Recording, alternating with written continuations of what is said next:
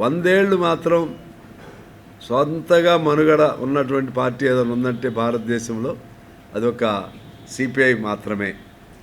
100 ఏళ్ళు ఉండటమే కాదు, ఈనాడు కూడా ఇప్పటికి కూడా భారతదేశానికి ఎలా ఉండాలి, భారతదేశ విధానాలు ఎలా ఉండాలి అని మేము అధికారంలో లేకపోయినా సరే మా నినాదమే ఒక అధికార పార్టీలకు ఒక ఆధారం అవుతూ ఉంది. కమ్యూనిస్ట్ పార్టీ ఏ నినాదం ఇస్తే దాన్ని బేస్ చేసుకుని వాళ్ళు చేయాల్సిన పరిస్థితులు ఉత్పన్నం అవుతూ ఉన్నాయి. మీ అందరికీ తెలుసు, యూపీఏ ఫస్ట్లో మనంతా సిపిఐ, సిపిఎం, లెఫ్ట్ పార్టీస్ ఉన్నాయి. దాదాపు 60 మందికి పైగా పార్లమెంట్ స్థానాలు అప్పుడు ఉండేవి. ఆ తరుణంలో అనేక చట్టాలు వచ్చినాయి.